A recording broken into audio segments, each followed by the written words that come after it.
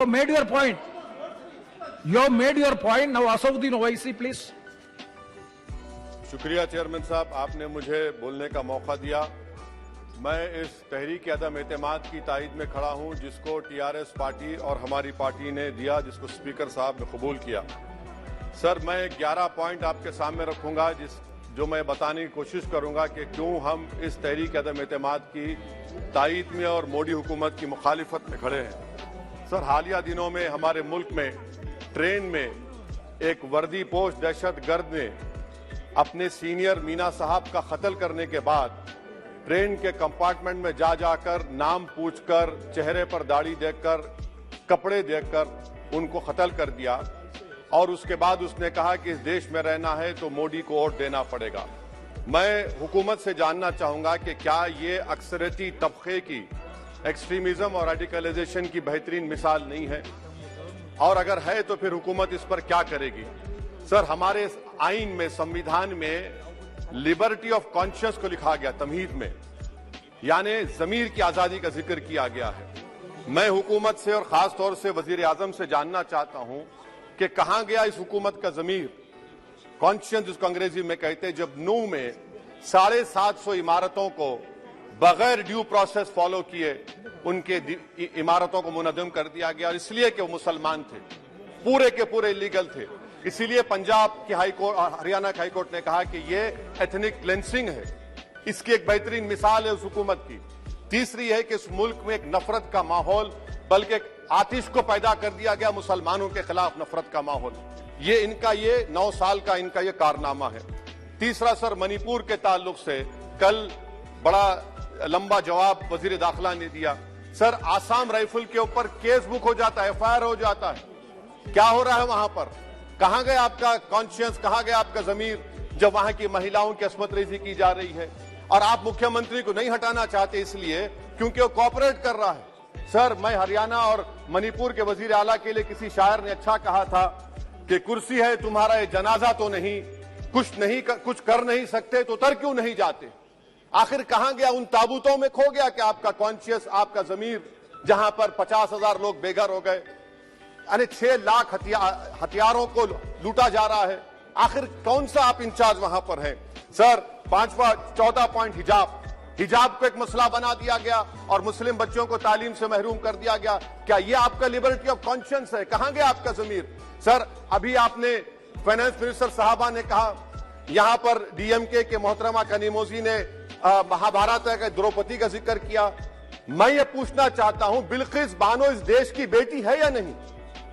जिस बिल्किस बानो को 11 लोगों ने रेप किया, प्रेग्नेंट थी, उसकी मां का रेप किया, उसकी बेटी को कत्ल कर दिया, उसकी मां का कत्ल कर दिया, आपने कातिलों को रिहा कर दिया। ये आपका कॉन्शियंस है? ये आपका कॉन्शियंस है? आप तो मेजोरिटेरियन पॉलिटिक्स को फरोग दे रहे हैं। सर, आज चाइना के ऊपर कोई नहीं बोलते हैं। प्रधानमंत्री मोदी ने उस वक्त 2013 में जब प्रधानमंत्री नहीं थे कहा था कि समस्या बॉर्डर पर नहीं, दिल्ली में है। अगर हम अपनी जमीन पर हैं तो डिसएंगेजमेंट क्यों कर रहे हैं? क्या आज चीन हमारी जमीन पर नहीं बैठा है? क्या आज चीन से आप बातचीत कर रहे हैं? आप डिसएंगेजमेंट कर दिए। बताइए डी एस्केलेशन, डी इंडक्शन कब होगा? मैं आपके जरिए से हुकूमत को बता रहा हूं कि अगर प्रधानमंत्री ने अहमदाबाद में शी जिनपिंग को बुलाकर झूला झुलाया था, क्या हुआ? क्या नतीजा निकला उसका? चेन्नई दिखाया, क्या नतीजा निकला? सर, इसलिए चीन पर बोलिए, चीन को उखाड़ कर फेंकिए। सर, और एक पॉइंट जिस पर मैं मुखालिफ तायद में खड़ा हूं, हाई इन्फ्लेशन है इस मुल्क में, हाई अनएम्प्लॉयमेंट है, स्टैग्नेटिंग कंजम्पशन है। इसकी वजह से महिलाओं में हाई एनीमिया लीड कर रहा है। ये हुकूमत इसकी जिम्मेदार है। सर, कुलभूषण जाधव कहां है? पाकिस्तान में बैठा है, आप क्यों नहीं लेके आते? आप विश्वगुरु कहते हैं, कुलभूषण जाधव को भूल गए आप।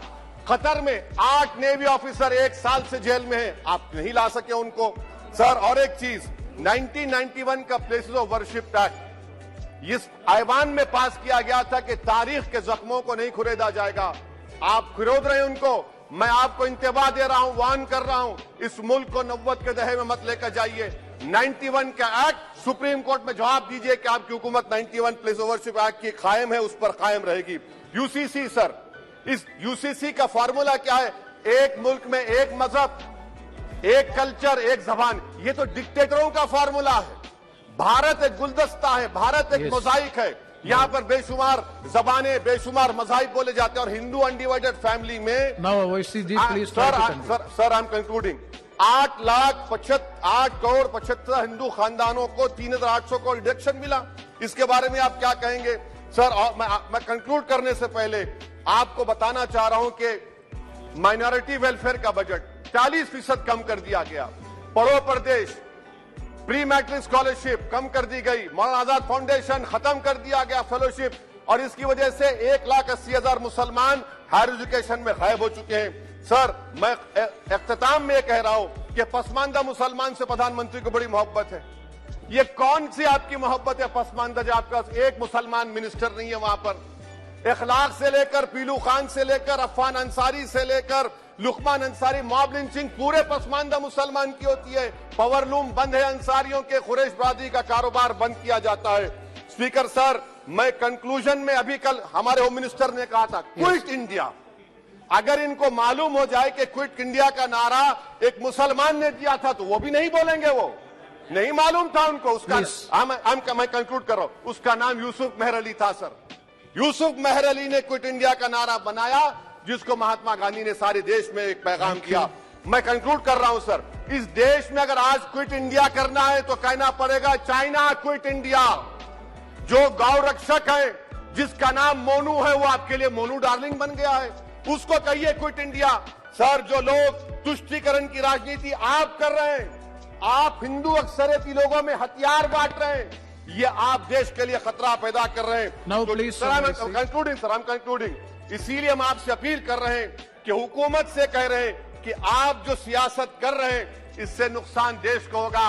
प्रधानमंत्री जब खड़े होकर जवाब देंगे, हम उनसे पूछना चाह रहे हैं, पॉइंटेड क्वेश्चन है, क्या देश बड़ा है या हिंदुत्व गोलवालकर की आइडियोलॉजी बड़ी है? मैं इस तहरीक अदम एतमाद की तायद में खड़ा हूं और हुकूमत की मुखालिफत में। सर, एक आधा मिनट सर, दो लोग, दो महाज है इस मुल्क में, एक चौकीदार है, एक दुकानदार है। एक चौकीदार है, एक दुकानदार है। जब जुल्म हम पे होता कोई मुंह नहीं खोलते। यूएपीए का कानून अमित शाह ने लाया, इन दुकानदारों ने तायद की। आज उस यूएपीए के कानून में 83 साल का बुढ़ा सिपर खत्म करो, सिपर नहीं होने से मर गया। आखिर कब तक दुकानदार और चौकीदार हमारी लाशों पर सियासत? सर, हम कंक्लूडिंग, कब तक सियासत करेंगे? अगर आप जुल्म के खिलाफ आवाज नहीं उठाएंगे तो आपकी दुकानदारी नहीं चलेगी, चौकीदार को बदलेंगे, धन्यवाद श्री तीसरा प्रिंस महाज करेगा। शुक्रिया सर।